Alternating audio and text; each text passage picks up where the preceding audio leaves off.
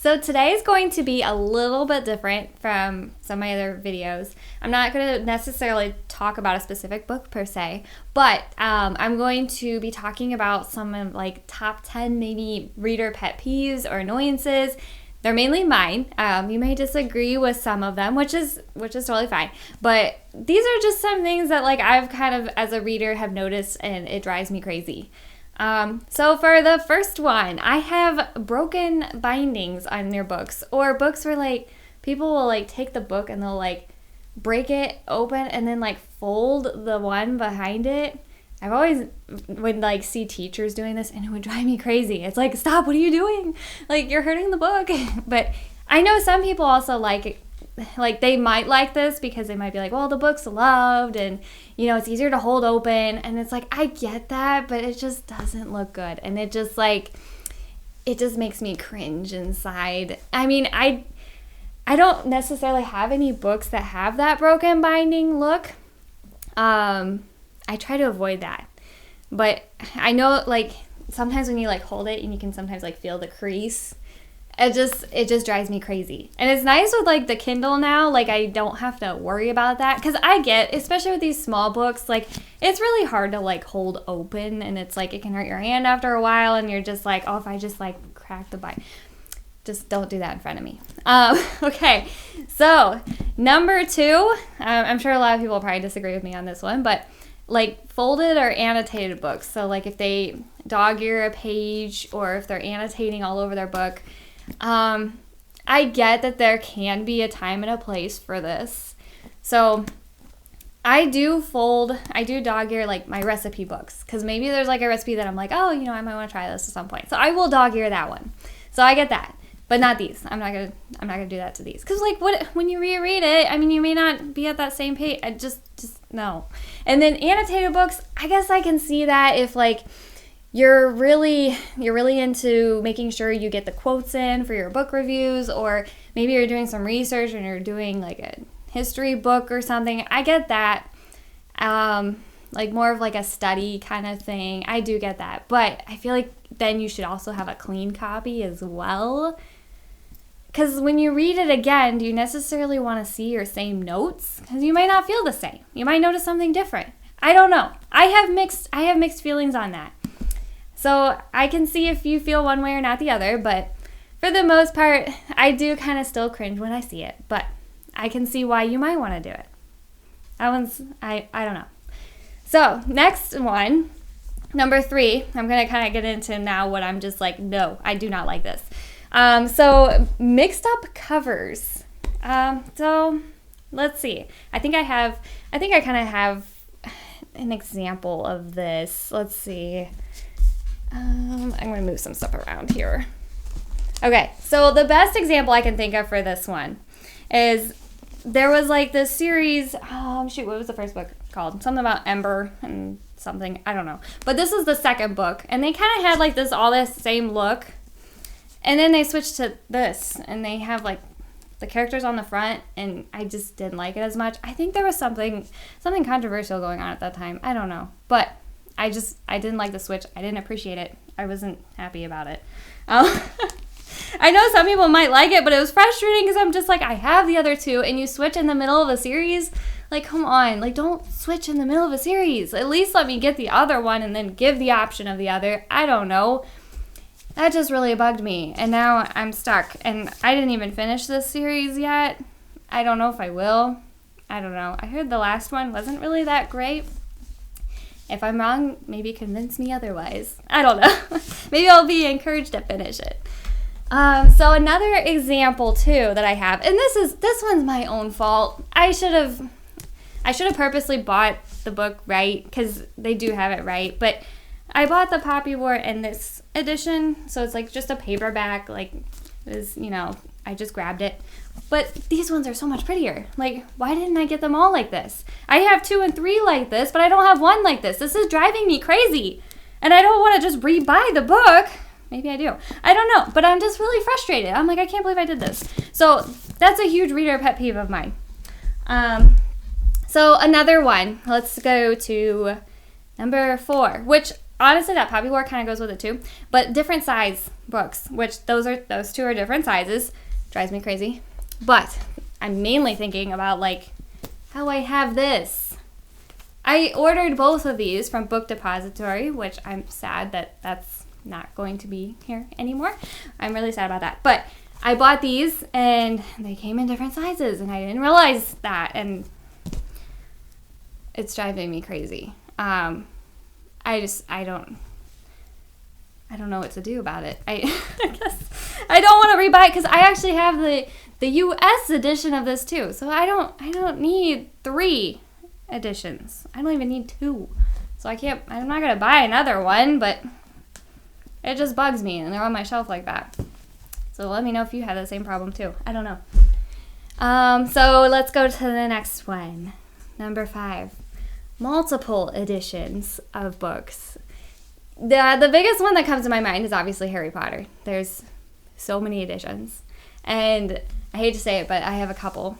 But there's just so many. And then you have like those people that happen to have every single edition of every single one. I know this is really common with like the YA books. And like sometimes there are some really cool ones out there and you're just like, oh yeah, I gotta have this one. And it's like I get that. But I also am always just like, are you really going to need 5 or 7 books of that same book when you could have bought like 7 different books? I mean, I guess if it's a series you really like, and like sometimes they have some really cool art in them, so I do get that. I do, but I also know that there can be an excessive limit. But I don't know. I guess I can see where you might feel differently. For me, I would just rather get more books, more different books. I guess if I really like it, like where I have 2 Harry Potter editions. And I mean, sometimes it can make sense, like if you're going to maybe loan one of the books out and you're just like, I don't really care as much about this edition. If you want to borrow my book, go ahead, you can borrow this one. So maybe like that can be where, but when you're having like 7 or 8 of the same book, it's like, why? It gets expensive, and what are you going to do with them all? I don't get that. So another one too, so this will be number 6.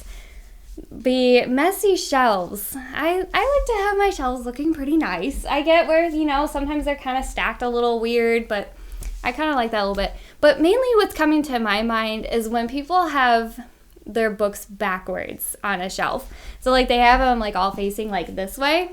That really bugs me. And I know it's kind of like a trendy thing. Like sometimes if you have like a modern look to your home, you might do that because you might think it looks trendy. When I see that, I just go, you don't read books. I know I can be wrong, but that's just what's going through my mind is like, you haven't read your books. Because if you did, you would want people to see it, and then you have a conversation piece. Then you can be like, oh my goodness, I've read that book too. Like get super excited. But if you have your books backwards, unless you're just reading mystery, why would you do that? Other than that you just think it looks cool. Like, I'm sorry, you're not a reader, in my opinion. I don't know. I'm sure there's some readers that are just like, oh, I really gotta have that aesthetic and that modern look. I don't agree with that. But that's just me. So let's go to number 7. Number 7. No book description on the back of a book. I hate this. Like, I will say, if there's a book that I can tell that like everyone's recommending and they're really excited, there's times where I'll get a book and I won't even read the back because I'll just be like, what, I'll probably like it anyways. I'm just going to go ahead and read it. But like for the most part, I would like to at least have some type of description just so I know what I'm kind of getting into. Like a prime example is actually the one I'm holding, Wheel of Time. This one, it's just on the back, all it says is the order of the books and the titles. And even inside, in the inside flap, there's still no description. So it's like, I'd like to have something, because like a lot of times too when I go back to a book in a series and I'm just like, so what happened in this one? I can't really remember too well. Sometimes the back of the book will kind of help remind me and jog my memory a little bit. So I get a little frustrated when there's no description whatsoever. Like I said, it's not like a huge peeve, but It is a little bit if I'm looking for it, but like a lot of times, I'll get a book without reading the description. So number 8, book series that may or may not finish. This one I could talk about for a while. Okay, so the main ones that come to mind for me is The Lies of Locke Lamora. That one worries me because I think, was it Republic of Thieves, I think, is supposed to be... No, wait, that is 3. So, shoot, I can't remember the title of 4. But supposedly 4 is coming out at some point. And that's been a long time. I know that the author had, needed to take some time. But I guess there's just kind of that concern of, is that book actually coming out? And then another one that I'm a little worried about personally is that The Rage of Dragons, the 3rd book, and just the series finishing in general, because that one's been a while too. But I do think the author will finish it. And it's like, I love that series, so it's like I'm just anxiously waiting. Another one, so this one is really frustrating to me. But speaking of Harry Potter earlier, there was the illustrated editions done by Kay. He illustrated them. Well, after I think book 4 or 5, what was it? 4 or 5? I can't remember which one it was. Maybe 4. But he's quit. He's done illustrating them. And it's like, why? Why would you start and not finish? I think I read an article where he's stopped because he's taking like mental health break. But I'm just like, well, can't you just take a break and then come back?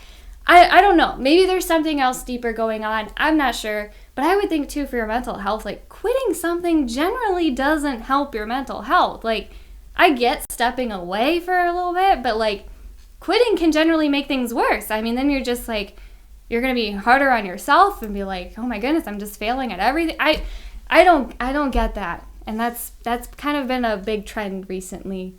I get mental health important, but I also know that, sometimes you just got to work and do your job. I know I couldn't just like, at my job, just be like, you know what? I just need to just quit what I'm doing right now. I couldn't do that. Things would not go well for my line of work. I just couldn't do that. And then there's times too, like, okay, here's a side note. Like when I've been cooking before or baking, there was a lot of times where like whenever I was baking, it would just like utter disaster. Like everything would be going wrong at once. And then I would just like literally like just sit on the floor and be like, I can't do this. Like nothing is working. Like I'm panicking, like people are coming over or something. And stepping away for a little bit tend to help. But usually I would have someone, like sometimes my mom would be like, here, just do this. And, this will work. I can help you with this part. We can do this. It'll work. Just, add some, cornstarch or something to it. Like something. I would have some type of solution. And finishing it made me feel better. Just like giving up altogether just made things so much worse.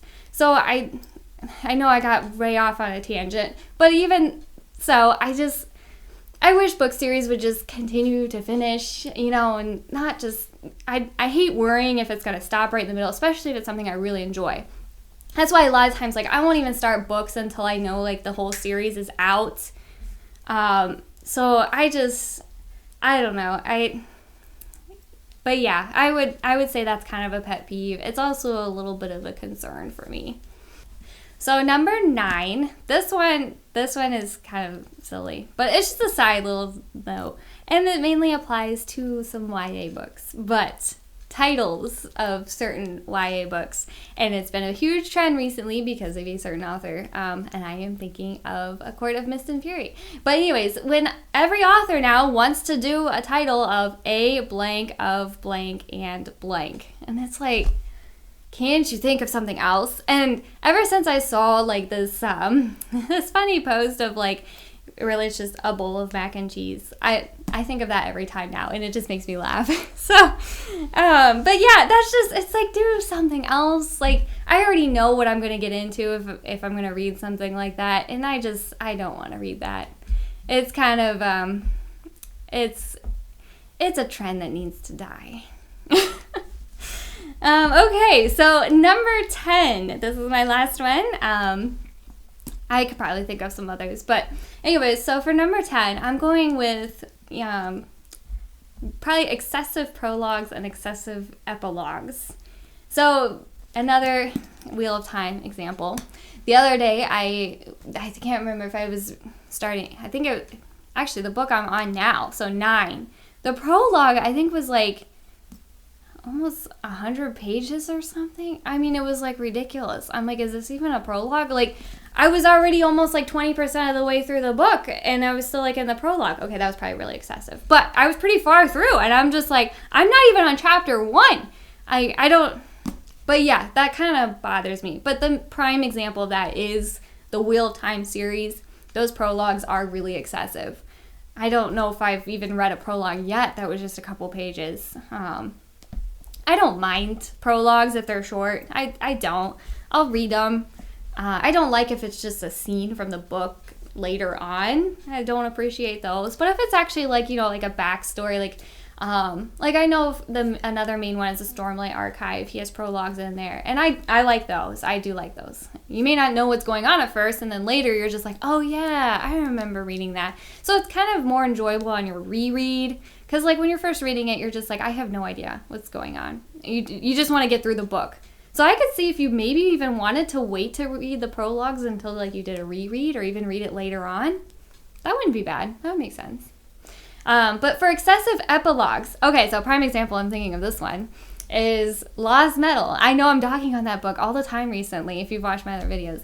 But for Lost Metal, I think there seriously was like 6 to 8 epilogues or something at the end. I was just like, what is going on? Like, just finish the book already.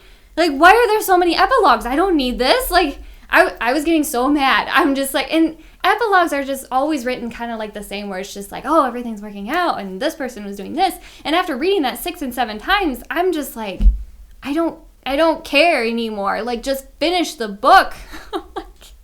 I was so frustrated. But other than that, I don't know of any other really excessive epilogues examples. But that was a prime example for me, and that made me realize how much I did not like that. I really didn't like it. I just was shocked how many there were.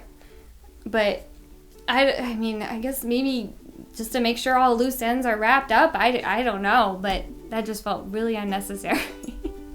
But yeah, so those are probably my top 10 kind of reader pet peeves that at least I have. I don't know if you'll agree with me or disagree with me or not. I mean, you're welcome to give a comment if you want, because I'm curious what you think, I don't know, maybe you have some other ones, or maybe you're just like, oh yeah, I totally do that one, or I don't agree, that, which is fine, because like I said, I'm not necessarily like 100% like, I hate this, kind of thing, so I can see both point of views and perspectives on these, but there's a couple where I'm probably feeling a little stronger with. But yeah, so feel free to tell me what you like or don't like, but thanks for tuning in.